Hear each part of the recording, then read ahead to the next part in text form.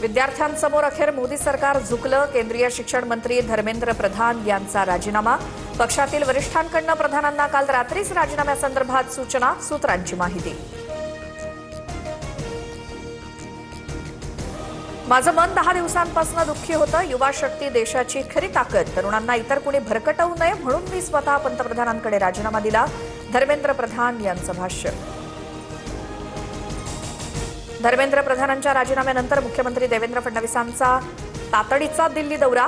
भाजपच्या वरिष्ठ नेत्यांची भेट घेऊन फडणवीस नागपुरात. भेटीबाबत प्रचंड गुप्तता. सूत्रांची माहिती.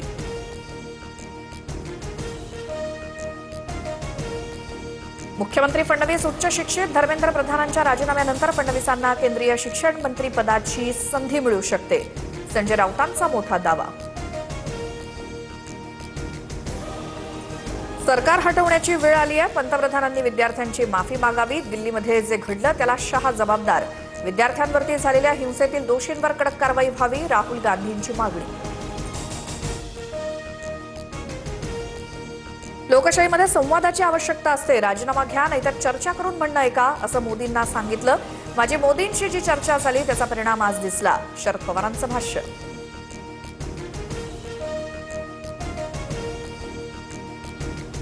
जनजीनं सरकारच्या झिंज्या उपटल्या. तरुणांनी देशाला भीतीच्या छायेतून बाहेर काढलं. मुंबई आणि महाराष्ट्र पोलिसांचे आभार. त्यांनी दिल्लीसारखी परिस्थिती होऊ दिली नाही.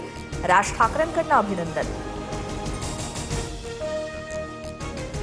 उद्याचा तिरंगा मार्च होणारच. शिवाजी पार्कवर तरुणांचा विजयोत्सव साजरा करू.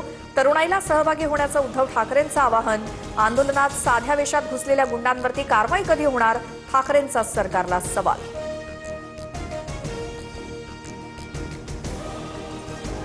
मोदींच्या कार्यकाळात आंदोलनातून मंत्र्यांच्या राजीनाम्याची ही पहिलीच वेळ. 36 दिवसांनंतर सीजेपीच्या लढ्याला यश.